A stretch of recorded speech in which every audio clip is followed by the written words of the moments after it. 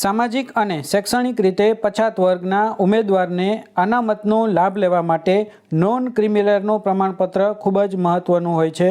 તો ચાલો આપણે જોઈએ કે નોન ક્રિમિનલનું પ્રમાણપત્ર કેવી રીતે કઢાવવું, તેના માટે કયા ડોક્યુમેન્ટની જરૂર પડે, ફોર્મ કેવી રીતે ભરવું અને મહત્ત્વના મુદ્દાઓ શું છે. નોન ક્રિમિનલ પ્રમાણપત્ર માટે નીચે મુજબના ડોક્યુમેન્ટની જરૂર પડે: જાતિનો દાખલો, શાળા છોડ્યાનું પ્રમાણપત્ર એટલે કે લિવિંગ સર્ટિફિકેટ, આધાર કાર્ડ અરજદારનું અને વાલીના બંનેનું, રેશન કાર્ડ, છેલ્લા 3 વર્ષના વાલીના આવકના પુરાવા. અહીં આવકના પુરાવા તરીકે વાલીની આવક દર્શાવવાની હોય છે. પાસપોર્ટ સાઇઝના ફોટા અરજદારના અને વાલીના બંનેના. ₹3ની કોર્ટ ફી સ્ટેમ્પ ટિકિટ. આ સ્ટેમ્પ કોર્ટ ફી તમને તમારા નજીકની કોર્ટમાં ત્યાં સ્ટેમ્પ વેન્ડર પાસે અને નોટરી પાસે મળી જશે. 2 સાક્ષીના આધાર કાર્ડ અને ₹50નો સ્ટેમ્પ પેપર. નોન ક્રિમિનલના પ્રમાણપત્ર આપવાની સત્તા મામલતદારશ્રીને છે, તેથી ફોર્મ પણ ત્યાંથી મળશે અને ફોર્મ ત્યાં જમા કરાવવાનું છે. તો ચાલો આપણે જોઈએ ફોર્મ કેવી રીતે ભરવું. પરિશિષ્ટ 3 સામાજિક અને શૈક્ષણિક રીતે પછાત વર્ગના ઉમેદવારોએ ગુજરાત સરકારની સેવાઓમાં, નોકરીઓમાં તથા શૈક્ષણિક સંસ્થાઓમાં પ્રવેશ માટે અનામતનો લાભ લેવા માટે નોન ક્રિમિનલ પ્રમાણપત્ર મેળવવા માટેની અરજીનો નમૂનો. પ્રતિ મામલતદારશ્રી. તમારો તાલુકો અને જિલ્લો અહીં લખવાનું છે. અહીં પાસપોર્ટ સાઇઝનો ફોટો ચોંટાડવાનો છે. શ્રીમાન, ગુજરાત સરકાર હેઠળની નોકરીઓમાં, શૈક્ષણિક સંસ્થાઓમાં પ્રવેશ વખતે સામાજિક અને શૈક્ષણિક રીતે પછાત વર્ગના ઉમેદવાર તરીકે અનામતનો લાભ મેળવવા માટે મને નોન ક્રિમિનલ હોવાનું પ્રમાણપત્ર આપવા વિનંતી છે. મારા પિતાની કુટુંબની જરૂરી વિગતો નીચે પ્રમાણે છે. 1. અરજદારનું પૂરું નામ. અહીં તમારે પૂરું નામ લખવાનું છે. 2. જન્મ તારીખ, જન્મ સ્થળ. અહીં જન્મ તારીખ અને જન્મનો સ્થળ લખવાનું છે. 3. રહેઠાણનું પૂરું સરનામું લખવાનું છે. હાલનું, કાયમી અને મોબાઈલ નંબર ખાસ લખવાના છે. 4. ધર્મ, જાતિ અને પેટા જાતિ લખવાની છે. 5. વ્યવસાય જૂથ લખવાનું છે, એટલે કે તમે શું વ્યવસાય કરો છો. 6. પિતાનું પૂરું નામ લખવાનું છે. 7. માતાનું પૂરું નામ લખવાનું છે. 8. જો પરણિત સ્ત્રી હોય તો પતિનું પૂરું નામ લખવાનું છે. 9.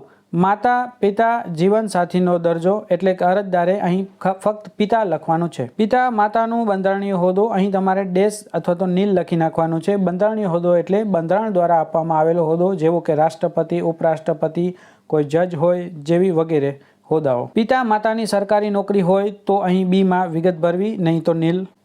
પિતા માતાની આંતરરાષ્ટ્રીય સંગઠનો જેવા કે યુનો, યુનિસેફ અને WHOમાં નોકરી હોય તો તે વિગત લખવી, નહીં તો અહીંયા ડેશ અથવા તો નીલ લખી નાખવું. પિતા માતાનું મૃત્યુ થયેલું હોય અથવા તો કાયમી અશક્તતા હોય તો તેની વિગત લખવી, નહીં તો અહીં ડેશ કરી નાખવું. C. પિતા માતાની જાહેર સાહસો, ખાનગી સાહસોમાં નોકરી હોય તો તેની વિગત લખવી. 1માં જાહેર સાહસ સંસ્થાનું નામ, તેની વિગત લખવી જો જાહેર સાહસમાં હોય તો, અને ખાનગી સાહસ કે ખાનગી સંસ્થામાં હોય તો બીજા નંબર પર વિગત ભરવી, નહીં તો નીલ અથવા તો ડેશ કરી નાખવું. D. પિતા માતાની અર્ધલશ્કરી દળો સહિત સશસ્ત્ર દળોમાં નોકરી હોય તો તેની વિગત લખવી, નહીં તો ડેશ અથવા તો નીલ લખી નાખવું. E. પિતા માતાનો વ્યવસાયી વર્ગ. અહીં ઉપરોક્ત માહિતી જો B, C અને Dમાં લાગુ ન પડતું હોય તો તમારે Eમાં વિગત લખવાની છે. તમારા પિતા અથવા માતા વેપાર, ધંધો અને ઉદ્યોગમાં સંકળાયેલા હોય તો અહીં વિગત દર્શાવી. જો વ્યવસાય કરતા હોય જેવું કે વકીલ, ડોક્ટર, ચાર્ટર્ડ એકાઉન્ટન્ટ, આર્કિટેક્ટ, આવકવેરા સલાહકાર, નાણાકીય સલાહકાર, સંચાલન સલાહકાર, દાંતના સર્જન વગેરે, તો અહીં વ્યવસાયમાં તે માહિતી આપવી. F. મિલકત ધારણ કરનારા. અહીં જો તમારે મિલકત જે લાગુ પડતી હોય તે જ લખવાની છે, બાકી નીલ લખવાનું છે. F1. ખેતીલાયક જમીન ધારણ કરનારા, એટલે કે માતા પિતા પાસે જો ખેતીલાયક જમીન હોય તો તેની અહીં વિગત લખવાની છે. આ પણ ખેતીની જમીન હોય તો જ અહીં વિગત લખવાની છે, નહીં તો નીલ લખી નાખવાનું છે. વૃક્ષ બગીચા હોય તો અહીં વિગત લખવાની છે, નહીં તો અહીં પણ નીલ લખવાનું છે. શહેરી વિસ્તારમાં અને શહેરી સમૂહનામામાં ખાલી જમીન અથવા તો મકાનોની વિગત લખવાની છે. 1. મિલકતનું સ્થળ, મિલકતની વિગત, વર્ણન અને કયા ઉપયોગમાં લેવામાં આવે છે તે જો લાગુ પડે તો જ લખવાનું, નહીં તો ડેશ અથવા નીલ લખી નાખવાનું છે. G. આવક અને સંપત્તિ વિશેની માહિતી આપવાની છે. 1. કુટુંબની તમામ સ્ત્રોતમાંથી થતી વાર્ષિક આવક અહીં દર્શાવવાની છે. આમાં પગાર અને ખેતીની જમીનમાંથી થતી આવક સિવાય દર્શાવવાનું છે. 2. કરદાતા છે, હા ના. જો હા હોય તો છેલ્લા 3 વર્ષના આવક રિટર્ન પણ દર્શાવવાના છે અને તેની નકલ પણ સાથે જોડવાની રહેશે. 3. સંપત્તિ વેરા અધિનિયમ હેઠળ જાહેર કર મુક્તિ મર્યાદા કરતાં વધારે સંપત્તિ ધરાવો છો તો આ ટોચ મર્યાદાનો કાયદો હતો તેના માટેનું છે. જો લાગુ પડતું હોય તો દર્શાવવું, નહીં તો ડેશ નીલ કરી નાખવું. એ જ અન્ય જરૂરી વિગત અહીં કંઈ દર્શાવવાની જરૂર નથી. અહીં તમારે બાંયધરી આપવાની છે.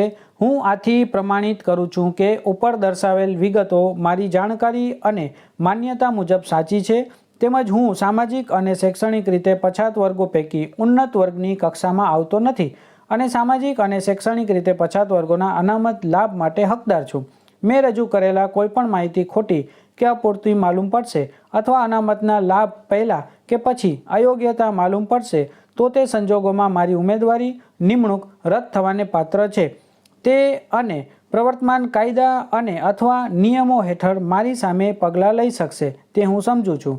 અમોએ મેળવેલ જાતિ પ્રમાણપત્ર અથવા નોન ક્રિમિનલ પ્રમાણપત્ર અધિકૃત અધિકારી દ્વારા કોઈપણ સમયે ચકાસણી કરવામાં આવે અને ખોટું સાબિત થાય તો મારા પ્રવેશ નિમણૂક કોઈપણ જાતની જાણ કર્યા સિવાય અથવા નોટિસ આપ્યા સિવાય રદ થવા પાત્ર છે અને ફોજદારી ધારા હેઠળ ખોટું પ્રમાણપત્ર વિગતો રજૂ કરવા બાબતે જે કાર્યવાહી હાથ ધરવામાં આવે તે મને બંધન કરતા રહેશે. અહીં તમારે ગામનું નામ, તારીખ, અહીં તમારે આપનો વિશ્વાસુ એટલે કે અહીં તમારે ઉમેદવારની સહી, માતા અથવા પિતાની કોઈની એકની સહી કરવાની છે. પરિશિષ્ટનું બિડાણ પંચનામું. તમારે તમારી આસપાસના તમારા ઓળખતા લોકોને 2 સાક્ષી તરીકે જરૂર પડશે. તેમની ત્યાં હાજર જરૂર નહીં પડે, પરંતુ અહીં તમારે પંચનામામાં તેમનું નામ અને તેમના આધાર કાર્ડની નકલ પણ સાથે જોડવાની રહેશે. તો ચાલો આપણે જોઈએ કે આ ફોર્મ કેવી રીતે ભરવું. સાક્ષી 1 અને 2માં તેમનું પૂરું નામ, ઉંમર, ધંધો અને રહેવાસી લખવાનું છે. આથી અમો નીચે સહી કરનાર પંચો રૂબરૂ પૂછવાથી જાહેર કરી જણાવીએ છીએ કે શ્રી શ્રીમતી અહીં અરજદારના પિતા અથવા માતાનું નામ લખવાનું છે. રહેવાસી સરનામું, અહીં સરનામું લખવાનું છે ને અમો જાતે ઓળખીએ છીએ તથા તેઓ આ સ્થળે છેલ્લા ખાલી જગ્યા વર્ષથી રહે છે. હવે તમે જેટલા વર્ષ ત્યાં રહેતા હોય, તમને ઓળખતા હોય, 10 વર્ષ, 15 વર્ષ એ અહીં લખવાના છે. અમો પંચો જણાવીએ છીએ કે તેઓનો વ્યવસાય, ધંધો, નોકરી, અહીં તમે જે ફોર્મમાં વ્યવસાય, ધંધો, નોકરી અરજદારના પિતાનું દર્શાવ્યું તે અહીં લખવાનું છે. તેઓએ તેમના પુત્ર પુત્રી નામે અહીં અરજદારનું નામ લખવાનું છે.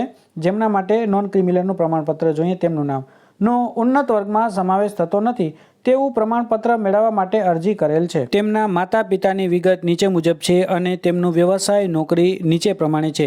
અહીં 1માં પિતાનું નામ, ઉંમર, સંબંધ એટલે કે પિતા, ધંધો, વ્યવસાય, નોકરી જે કરતા હોય તે લખવું. બીજા નંબર ઉપર માતાનું નામ લખવું, ઉંમર, સંબંધ એટલે કે માતા અને ધંધો, વ્યવસાય, નોકરી હોય તો લખવી. ઉપર દર્શાવેલો વિગતો સાચી છે જેની ખાતરી બદલ અમોએ નીચે સહી કરેલ છે. અહીં તમારે પંચોની સહી કરવાની છે, બંને પંચોની સહી કરવાની છે. અહીં ઉમેદવારની સહી કરવાની છે. અહીં પિતા અથવા માતાની સહી કરવાની છે. અહીં તમારે તારીખ લખવાની છે. અહીં સ્થળ લખવાનું છે. અહીં તમારે કાંઈ લખવાનું નથી, તલાટી માટે છે. નોન ક્રિમિલિયર પ્રમાણપત્ર મેળવવા માટે અરજદારના પિતા અથવા માતા અથવા વાલીએ એક સોગંદનામું 50 રૂપિયાના સ્ટેમ્પ પેપર પર આપવાનું હોય છે. આ સ્ટેમ્પ પેપર તમને મામલતદાર કક્ષાએથી પણ મળી જતું હોય છે. તેમજ આ સોગંદનામું પણ તેઓની કચેરીએથી રેડી કરીને પણ આપતા હોય છે. તો ચાલો આપણે જોઈએ કે આ સોગંદનામું શું છે. આથી હું નીચે સહી કરનાર અહીં અરજદારના પિતા, વાલીનું નામ, ઉંમર, ધર્મ, જાતિ, પેટા જાતિ, ધંધો અને એડ્રેસ લખવાનું છે. અહીં તમારે અરજદારનું નામ લખવાનું છે. બાકીની વિગત તમને ફોર્મમાં મળી જશે, તે તમે વાંચી લેજો. 12 નંબરમાં વાલીના છેલ્લા 3 વર્ષની નાણાકીય વર્ષની આવક દર્શાવવાની છે. એટલે કે 19-20, 20-21 અને 21-22. તેમાં ક્રમ પ્રમાણે જો પગારની આવક હોય તો તે, વેપાર ધંધાની આવક હોય તો તે, વ્યવસાયની આવક હોય તો તે, ખેતીની આવક હોય તો તે, વેલ્થ ટેક્સ એક્ટ મુજબની સંપત્તિની કિંમત અને તેની આવક હોય તો તે, અન્ય સાધનોમાંથી થતી આવક હોય તો તે. આમ કુલ આવક દર્શાવવાની છે અને પ્રમાણપત્ર મેળવવા માટે પાત્ર આવક પણ દર્શાવવાની છે. આ વાલીનું સોગંદનામું છે એટલે વાલી સોગંદનામું આપે છે કે ઉપરોક્ત જે વિગત છે તે તમામ સાચી છે તે વિશે તમે વાંચી લેશો. અહીં અરજદારના માતા પિતા અથવા કુદરતી વાલીની સહી, અરજદારની સહી, તારીખ અને સ્થળ લખવાનું છે. હવે એક પરિશિષ્ટ 3નું બિડાણ બાંયધરી પત્રક પણ આપવાનું હોય છે. આ બાંયધરી પત્રક ઘણી પીડીએફમાં જોવા મળતું નથી, પરંતુ જ્યારે તમે હાર્ડ કોપીમાં ફોર્મ લેશો ત્યારે છેલ્લા પેજ ઉપર આ બાંયધરી પત્રક પણ આપવાનું હોય છે. તો ચાલો આપણે જોઈએ કે આ બાંયધરી પત્રક પણ કેવી રીતે ભરવું. આથી હું નીચે સહી કરનાર અહીં અરજદારના પિતા, માતાનું અથવા તો વાલીનું નામ લખવાનું છે. ઉંમર, વર્ષ, ધર્મ, જાતિ, પેટા જાતિ, ધંધો, રહેવાસી, મારા ધર્મના સોગંદ ઉપર પ્રતિજ્ઞાપૂર્વક જાહેર કરું છું કે અમારા પુત્ર પુત્રી પાલ્યો નામે અહીં અરજદારનું નામ લખવાનું છે. માટે સામાજિક અને શૈક્ષણિક રીતે પછાત વર્ગના હોવાથી માત્ર શૈક્ષણિક હેતુ માટે નોન ક્રિમિલેયર પ્રમાણપત્ર મેળવવા અંગે અરજી કરેલ છે તથા નોન ક્રિમિલેયર પ્રમાણપત્ર મેળવવા માટેના 1/11/1995 અને ત્યારબાદના સંલગ્ન ઠરાવોની જોગવાઈ અનુસાર લાગુ પડતા માપદંડ અનુસાર જો પ્રમાણપત્રની અવધિ દરમિયાન અમારો ઉન્નત વર્ગમાં સમાવેશ થશે, એટલે કે અમે નોન ક્રિમિલેયરમાંથી જો ક્રિમિલેયરમાં આવી જઈએ તોની વાત કરે છે, ત્યારે હું અરજદારનું નામનું પ્રમાણપત્રનો સામાજિક અને શૈક્ષણિક રીતે પછાત વર્ગના અનામતના લાભ અમારા પુત્ર પુત્રી પાલ્યને અપાવવા માટે ઉપયોગ નહીં કરું તથા પ્રમાણપત્ર પરત જમા કરાવવાની બાંયધરી આપું છું.